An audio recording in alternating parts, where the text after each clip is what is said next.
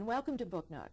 I'm Mary Kay Bond, Executive Director of Read Aloud West Virginia, and I am particularly thrilled today to be able to introduce to you our Superintendent of Schools for West Virginia.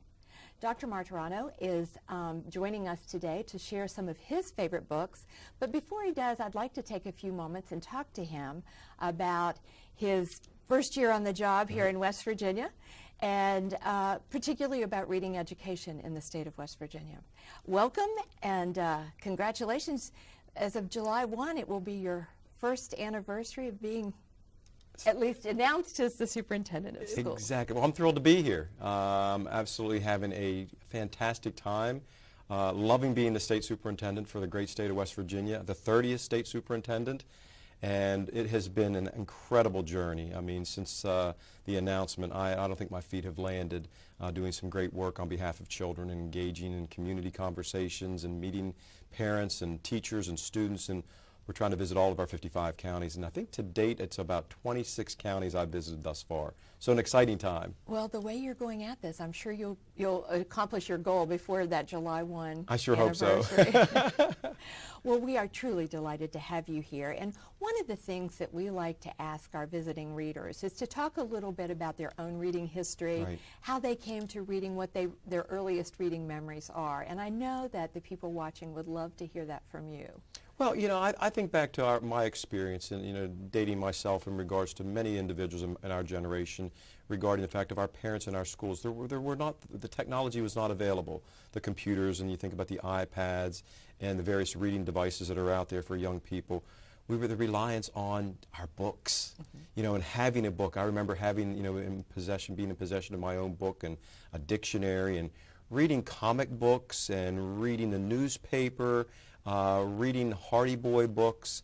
I was particularly interested in the Dr. Seuss series, you know, as a regular reader of that, and very interested in having people read to me and the importance of that. I was a voracious reader, someone who really liked to engage, and we were encouraged to read. You know, as young people growing up, we were encouraged to visit the library. I remember getting my first library card and how significant that was, you know, as a young person to say I had something I could put in my wallet that, you know, looked like a grown-up's wallet. Right. You know, and feeling like a real grown-up and being able to go to the library and present that and check out a book. And I can still, you know, as soon as I say this, I guarantee it's going to resonate with every adult watching. I can still remember walking into a library and that smell of books. Right. You know, that smell of books. And, you know, they say there's a great connection between your olfactory glands, your smelling glands, because it brings back memories, you know, of those experiences. And those were great, happy memories. So as early as I can remember being read to, being very engaged in the reading process,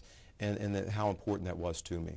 And that's interesting how you speak about that, because we didn't plan this in advance, but everything you've just said kind of reinforces what we're attempting to do, which is to help youngsters equate reading with a pleasurable experience. Right.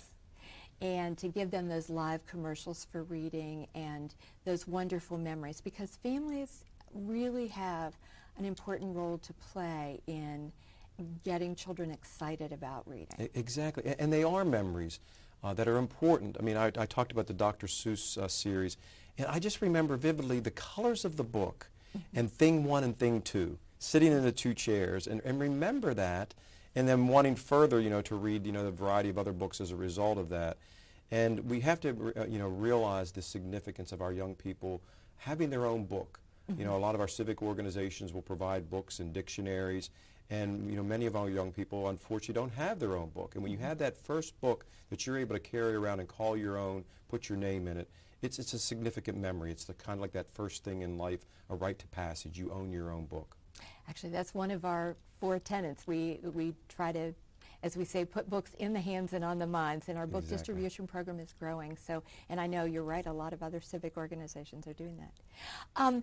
The other thing, I know that you were an avid reader of books to your own children. Right. And you brought a favorite here today, but do you remember some of the titles that they particularly liked? Well, there is nothing more special. You know, I take my role very serious as a dad, as a superintendent, as an educator. and the significance of working with young people. But I have 3 of my own children, and they've grown up. They've grown up, and I was talking to them over the weekend about some of their memories that we had as growing up as a family. I have display pieces of their children's art on display in my office that they painted. I talked to them about the books that we read to them, and I still have those books in my possession.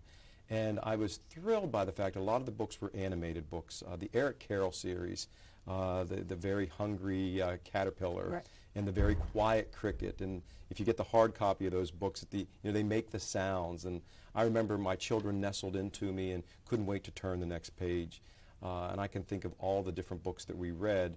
And I remember my wife reading to them and watching that as such a wonderful bonding moment. But I also am aware of the importance for men to read to boys as well as to girls. Children need to see men as readers, in that sense. I think you and I have had some conversations. Yeah. Sometimes our boys think, reading might just be a trait for girls, because oftentimes their moms are the only ones who read to them, and the female teachers at the elementary level. There's a significant body of research that says that men must read to their boys as well as to their girls, and the importance of that. And I tried to make that a very strong point throughout my career, to go into schools, to read to our children, to be a mentor to young people, and to my own children. And I talked about the Eric Carroll series, and it's just bringing a big smile to my face. But my all-time favorite book to read to my son was Where the Wild Things Are. And, it's a very animated book, about Max, and I'm going to hope to have the opportunity to read that book here shortly. I saw that when you came I brought that with me. That's exciting. And I'm glad you addressed that part about boys. Yeah. I know a lot of people are surprised when I say that we have the 3rd largest gender gap in the nation, Right, with our boys underperforming. And so I would like to see that gap close. Yeah. Nationally, we know girls tend to outperform boys in reading, but Yeah.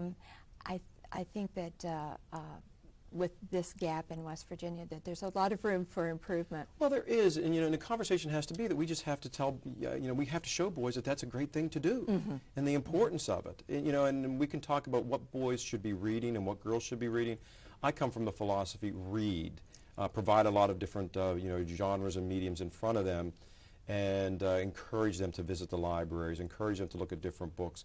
And if they want to strictly focus on sports heroes, that's okay for me. Right. And then we broaden from there.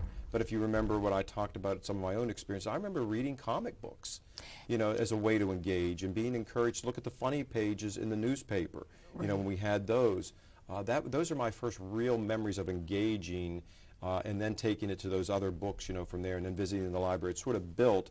And then I remember there were some moments where then I would expand into different areas. But I do remember a lot of my friends, a lot of my friends who were boys, reading about sports heroes, Jackie Robinson, Roberto Clemente, a lot of the autobiographies and biographies, in that sense.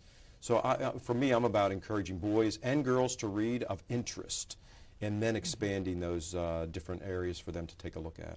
Well, it's interesting that you say that about comic books, because I know research that I'm familiar with says that so many children come to reading through comic books. Yep. Or through books that you've mentioned before, the Hardy Boys, or a series books Right. like Harry Potter today, Harry or Potter.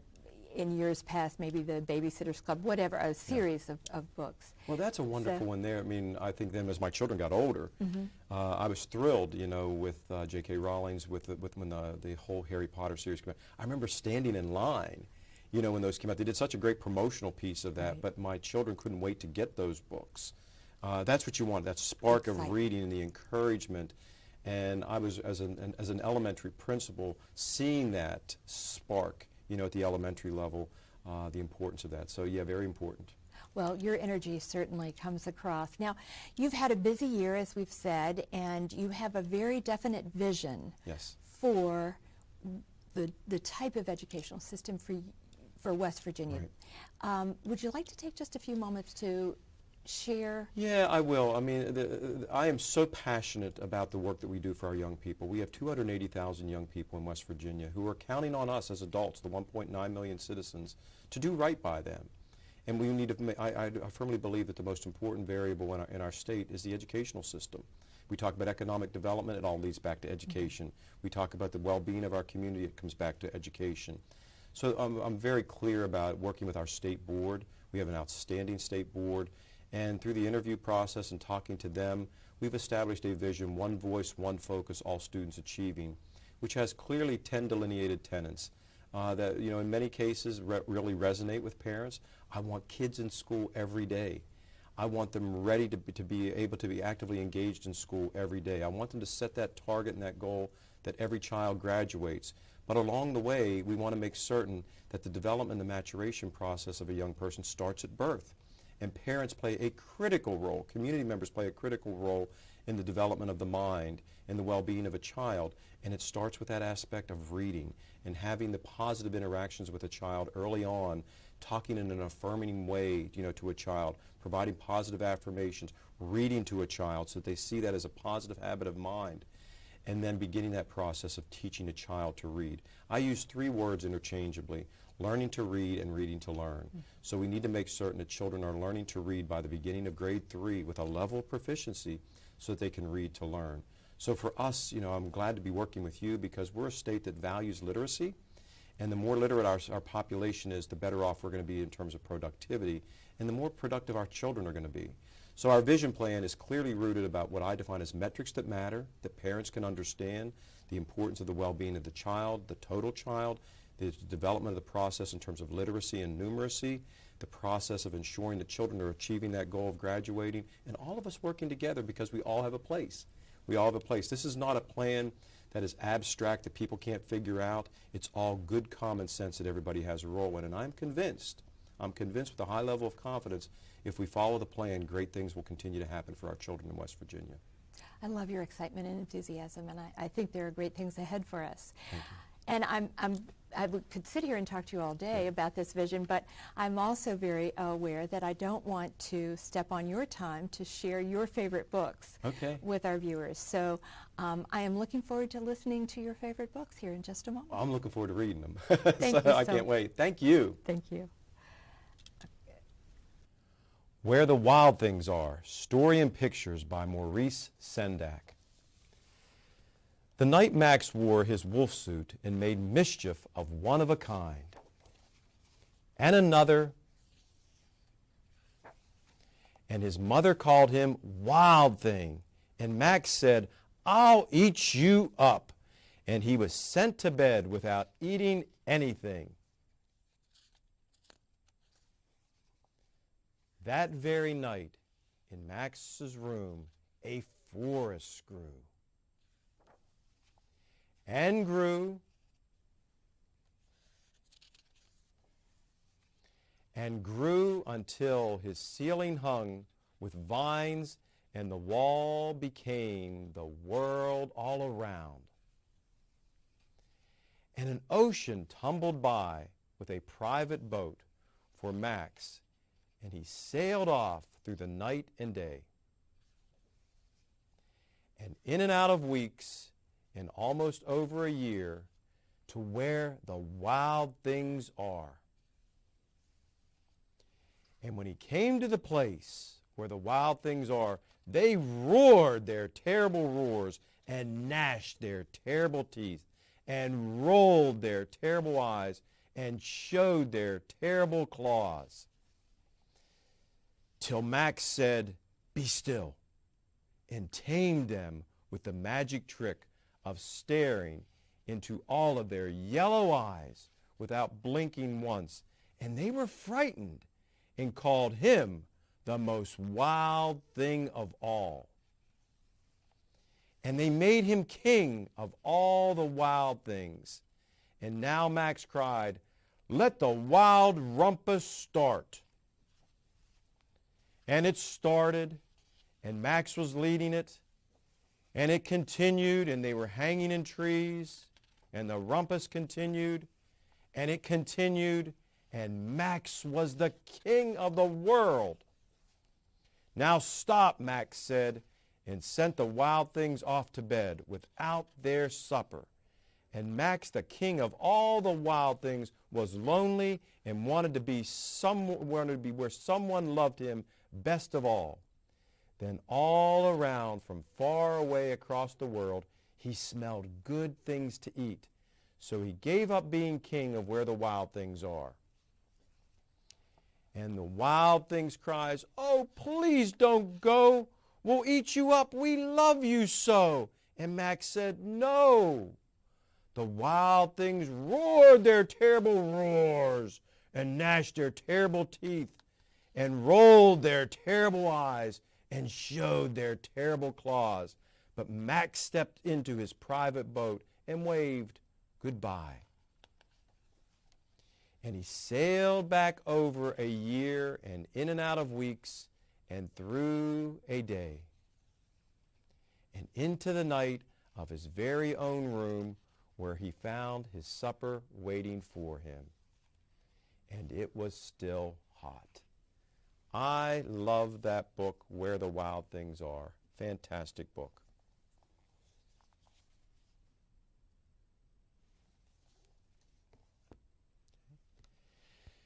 Now, I'd like to read another very important book. One of my all-time favorites as well is by Marcus Pfister, The Rainbow Fish.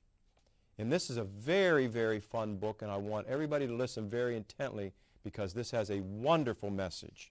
The Rainbow Fish by Marcus Pfister.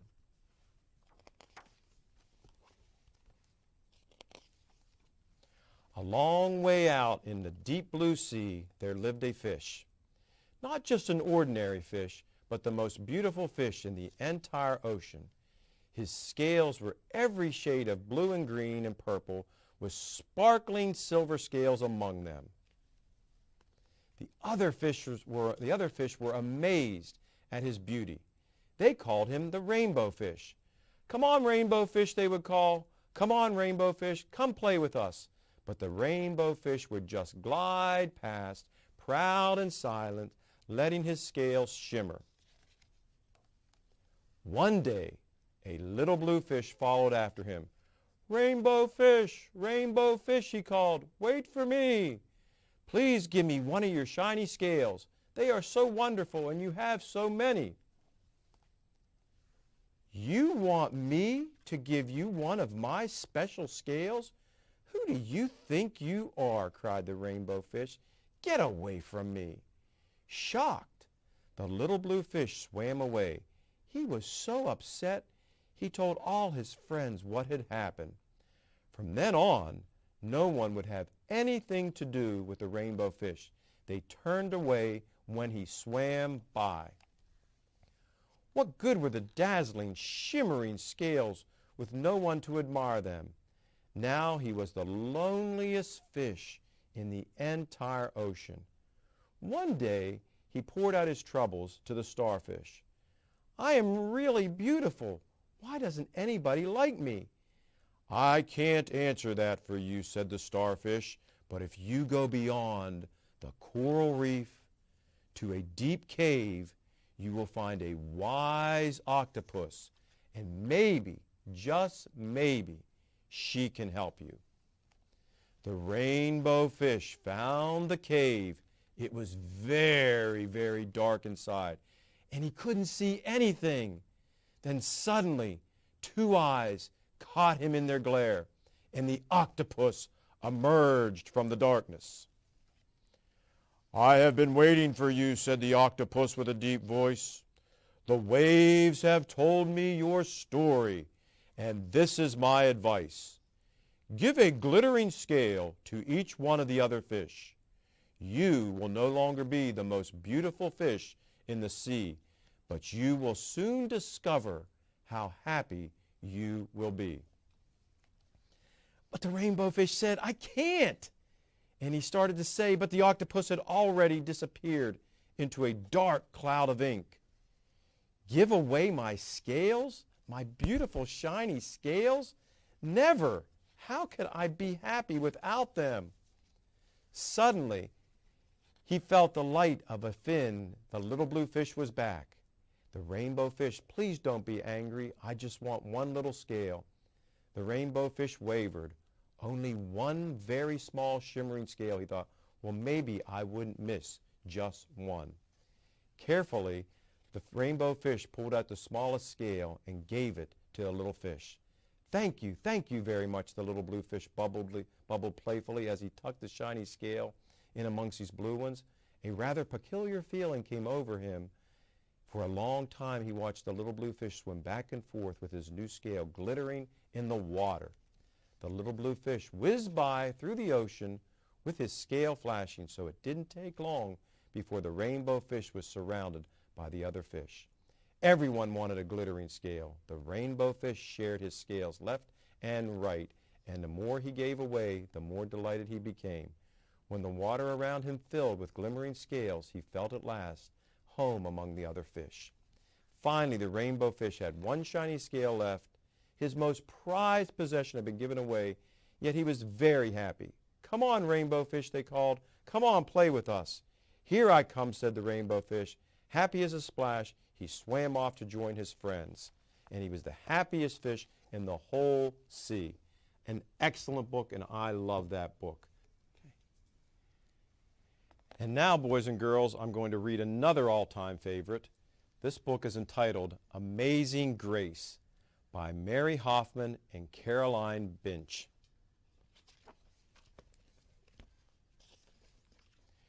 Grace was a girl who loved stories. She didn't mind if they were to read to her or told to her or made up in her own head. She didn't care if there were books or movies or out of known as long memory. Grace just loved stories. After she had heard them, and sometimes while they were still going on, Grace would act them out, and she always gave herself the most exciting part. Grace went into battle as Joan of Arc and wove a wicked web of Anansi the spider. She hid inside the wooden horse at the gates of Troy. She went exploring for lost kingdoms. She sailed the 7 seas with a peg leg and a parrot. She was Hiawatha, sitting by the shining big sea water, and Mowgli in the backyard jungle. Most of all, Grace loved to act out adventure stories and fairy tales. When there was no one else around, Grace played all the parts herself. She set out to seek her fortune with no companion but her trusty cat, and found a city with streets paved in gold. Or she was Aladdin rubbing his magic lamp to make the genie appear. Sometimes she could get Ma and Nana to join in, and when they weren't too busy. Then she was Dr. Grace, and their lives were in her hands. One day, Grace's teacher said they would do the play Peter Pan. Grace knew who she wanted to be. When she raised her hand, Raj says, "You couldn't be Peter. That's a boy's name." But Grace kept her hand up. "You can't be Peter Pan," whispered Natalie. "He isn't black." But Grace kept her hand up. "All right," said the teacher. "Lots of you want to be Peter Pan, so we'll have auditions next week to choose parts." She gave them words to learn. When Grace got home, she seemed sad. "What's the matter?" asked Ma. "Raj said I can't be Peter Pan because I'm a girl." "That just shows what Raj knows," said Ma. "A girl can be Peter Pan if she wants to." Grace cheered up. Then later she remembered something else. "Natalie says I can't be Peter Pan because I'm black," she said. Ma looked angry, but before she could speak, Nana said, "It seems that Natalie is another one who don't know anything. You can be anything you want, Grace, if you put your mind to it." On Saturday, Nana told Grace they were going out. In the afternoon, they caught a bus and a train into town. Nana took Grace to a grand theater. The sign outside read, "Rosalie Wilkins in Romeo and Juliet," in sparkling lights. "And we're going to the ballet, Nana?" asked Grace. "We are, honey, but first I want you to look at this picture." Grace looked up and saw a beautiful young ballerina in a tutu. Above the dancer it said, "Stunning new Juliet." "That one is little Rosalie from back home in Trinidad," said Nana. "Her granny and me, we grew up together on the island. She always is asking me to do I want tickets to see Rosalie dance. So this time I said yes. After the ballet, Grace played the part of Juliet, dancing around the room in her imaginary tutu. I can be anything I want, she thought. On Monday, the class met for auditions to choose who was best for each part. When it was Grace's turn to be Peter, she knew exactly what she wanted to do and all the words to say. She had been Peter Pan all weekend. She took a deep breath and imagined herself flying. When it was time to vote, the class chose Raj to be Captain Hook and Natalie to be Wendy. There was no doubt who would be Peter Pan. Everyone voted for Grace.